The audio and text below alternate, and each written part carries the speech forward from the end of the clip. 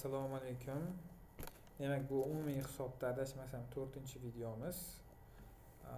Eslatib o'taman, birinchi videoda biz CRM nima degan savolga javob bergandik. Ikkinchi videoda biz qanaqa qilib CRM programmasini skachat qilish va akkaunt ochish haqida gaplashib o'tgandik. Uchinchi videomizda biz CRMdagi funksiyalar haqida gaplashgandik. Umumiy interfeys haqida ma'lumot bergan edik va bugun mana 4-videomiz.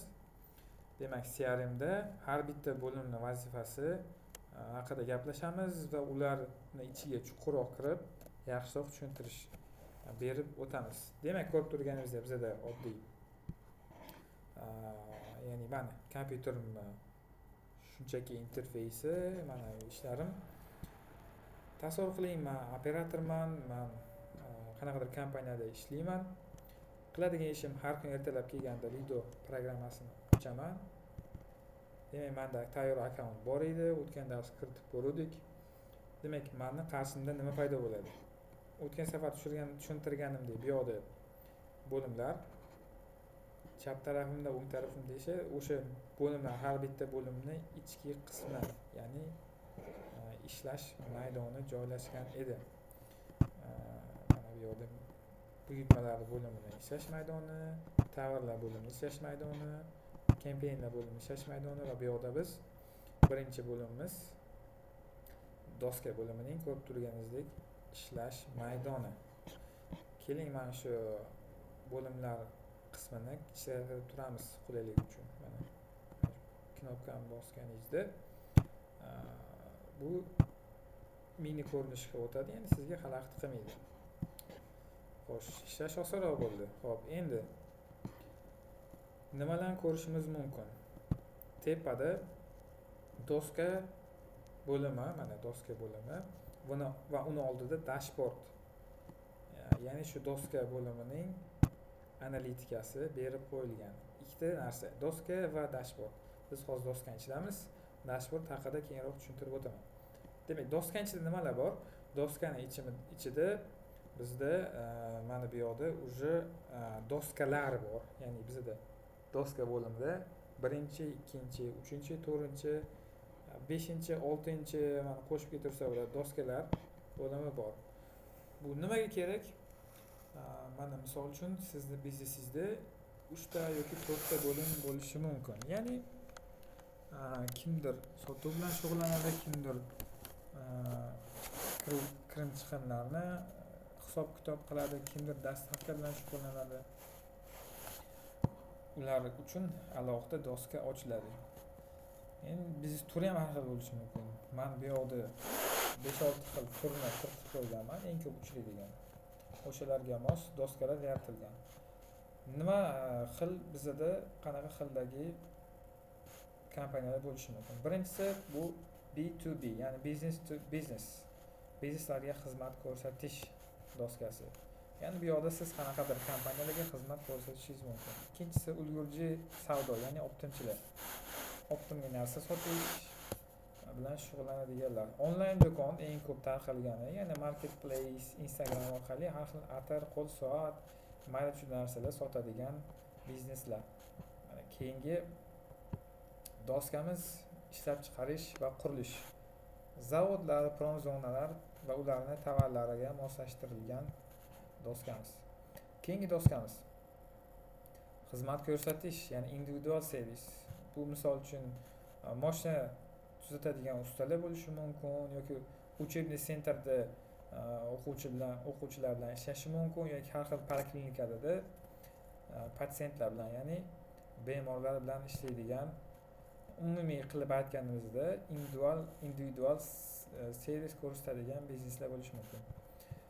Keyingi doskamiz eski mijozlar bilan ishlash, ya'ni o'zingiz eski qadrdon mijozlaringiz bilan qayta sotuv amalga oshirishga mo'ljallangan doskamiz. Meni hozircha xayolimga kelgan faqat mana shu bizneslar bo'ldi. Ya'ni qanaqadir biznes xayolingizga kelib qolsa, kommentariyga yozib ketishingiz mumkin. Unga ham moslab doska yaratib ko'ramiz. Jarayonlarni to'g'rilab ko'ramiz. Ya'ni bu jarayonlarni ko'rib turganingiz.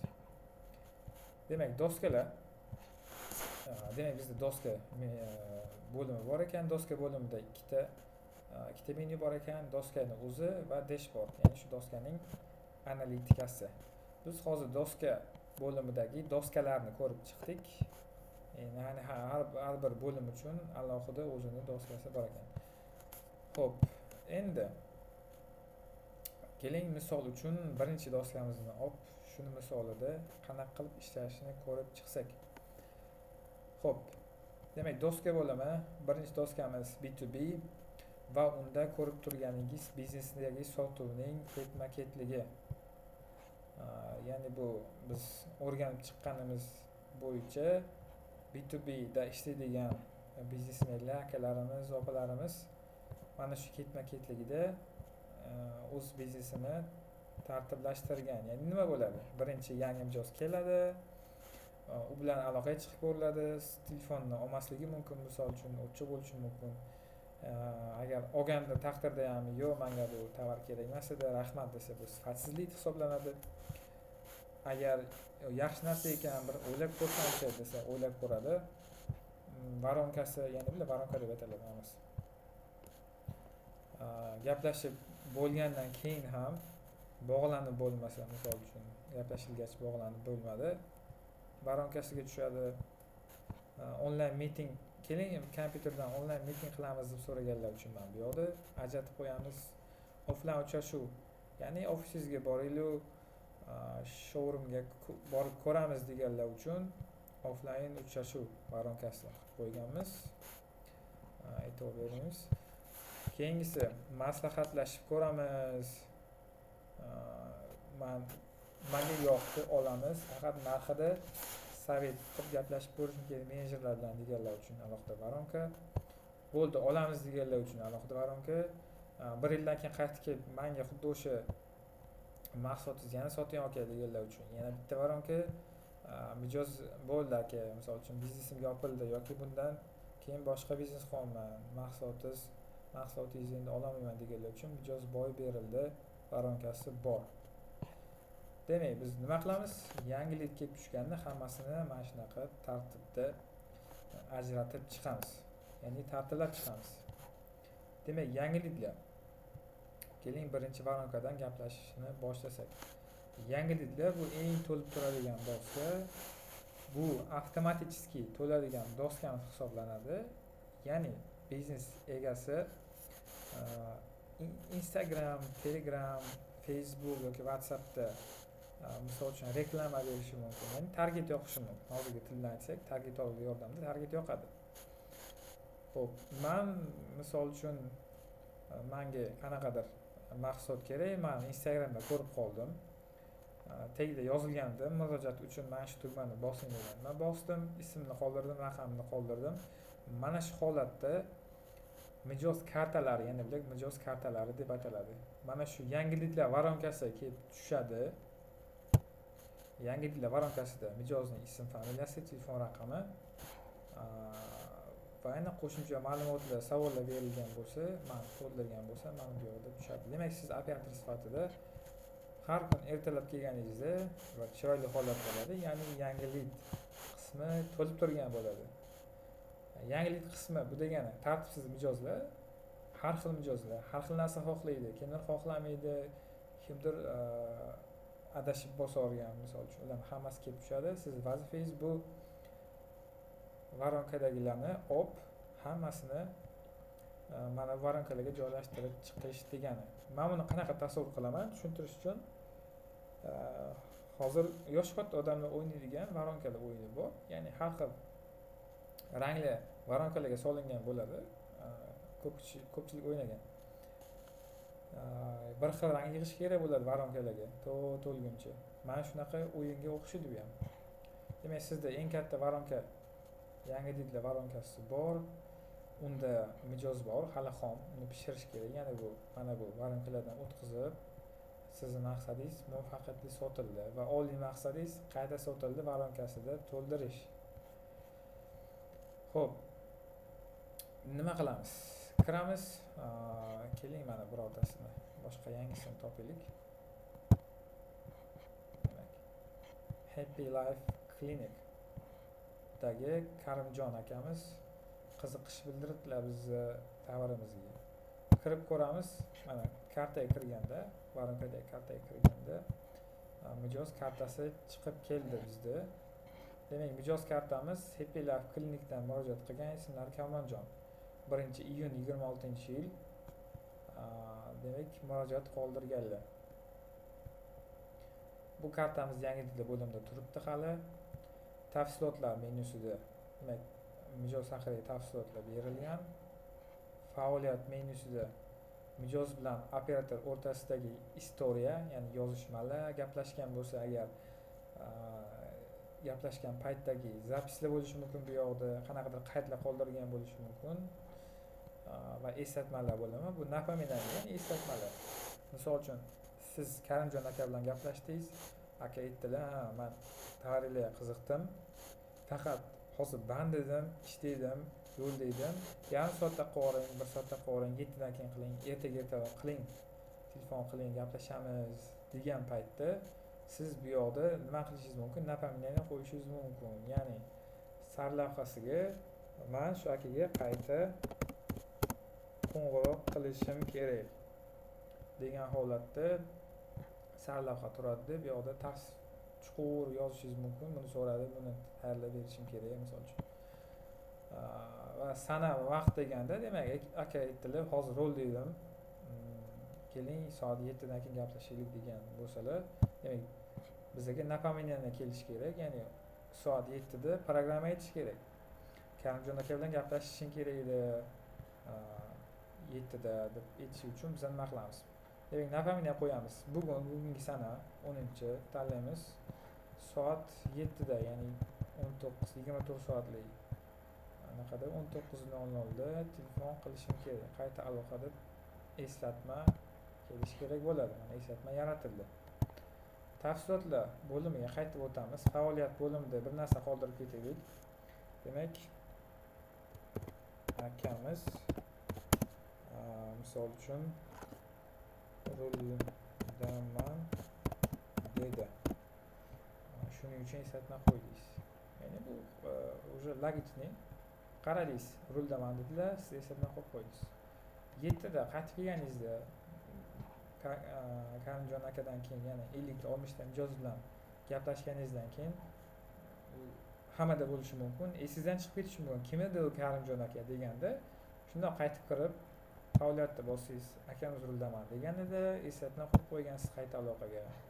Bo'ldi, hammasi ravshan. Ya'ni Karimjon akaga qayta aloqaga chiqish kerak. Karimjon aka haqida ma'lumotlar turibdi, yangi dillar bo'limiga o'tilgan. Demak, biz Karimjon aka bilan gaplashdik. Karimjon aka keyinroq qo'ng'iroq qiling deb aytdilar. Ya'ni hozir soat bizda 6 ekan, demak 1 soat qolibdi qayta qo'ng'iroqqa. Mana ko'rganingizdek, bu yoqda 1 soatdan keyin qayta qo'ng'iroq qilishim kerak bo'lgani uchun kartam sarg'ayib qolgan, eskirishni boshlagan degani. Qizil degani уже o'tib ketgan degani. Ya'ni 12 minut oldin gaplashishim kerak bo'lgan Registon Learning Centerdagi lekin o'tkazib yuborganman. Ya'ni shu usulda siz ko'rishingiz mumkin, qaysi lead, qaysi mijoz siz qoldi, qaysi eskirib ketdi umuman, qaysi bilan hali gaplashmagansiz. Demak, biz gaplashdik, aka qayta aloqa chiqinglar dedilar. Demak, nima qilamiz? Qayta aloqa menyusiga, ya'ni baronkasiga tashlab qo'yishimiz mumkin. Mana bu yoqda keling, mana buni olamizda. Qayta aloqa baronkasi. Qayta aloqa baronkasi olamizda, mana kam tashlab qo'yamiz. Demak, Happy Life Clinic qayta aloqa mijozimizga, Karimjon akaga 1 soatdan keyin qo'ng'iroq qilishimiz kerak ekan. Keling, mana gaplashdik Karimjon aka bilan, hammasi zo'r, menga yoqdi dedilar, demak gaplashildi. Shunda tovar 0014 ma'qul 5 ta olmoqchi.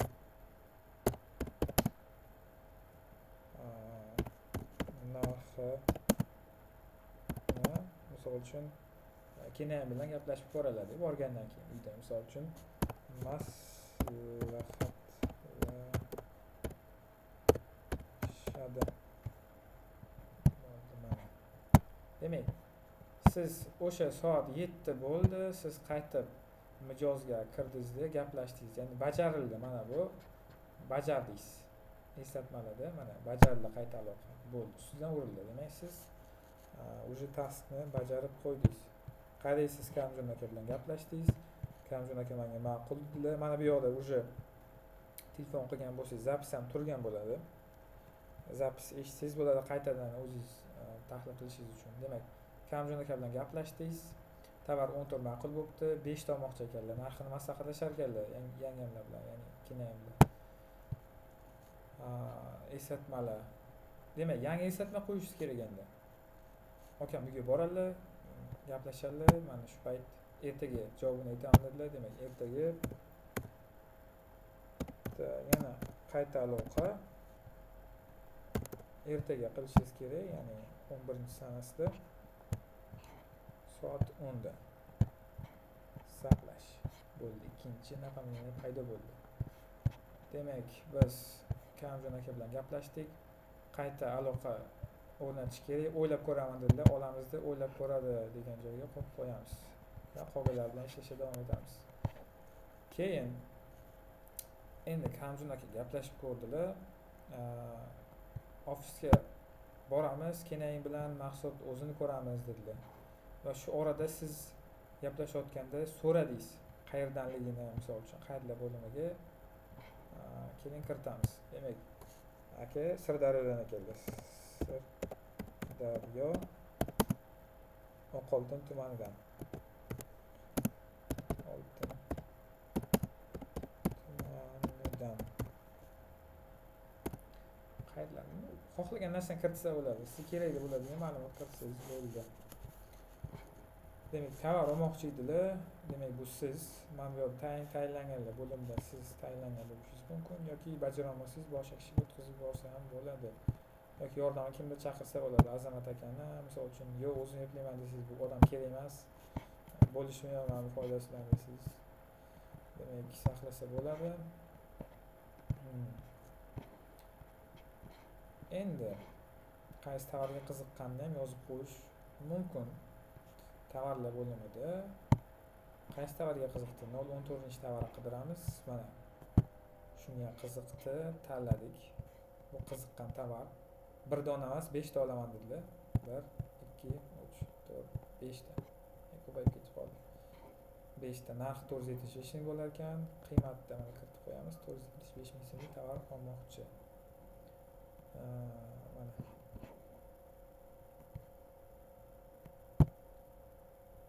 ko'rib turganingizdek, Kamjon aka 475 ming tovar, 475 ming so'mlik tovar olmoqchi. Endi keldi, Karim aka o'sha kuni ofisga keldi. Mana ofis offline uchrashuv so'raganda o'shanga olib qo'yildi. Demak, gaplashdingiz, uchrashuv so'radi, xo'p dedingizda, mana bu yoqda o'ylab ko'radidan uchrashuvga olib o'tdingiz va qolgan odamlar bilan ishlashni boshladingiz. Shu orada yana eslatma qo'ysangiz bo'ladi. Majburiy emas. Bu ham bir qulaylik. Qayta aloqa qilindi, qayta aloqa qilindi. Endi siz meeting amalga oshirishingiz kerak bo'ladi. Meeting. Qachonga? 11-kuni keluvdilar, 12-kuni avitda meeting qilamiz dedilar. 12ga tayinladingiz, saqlash.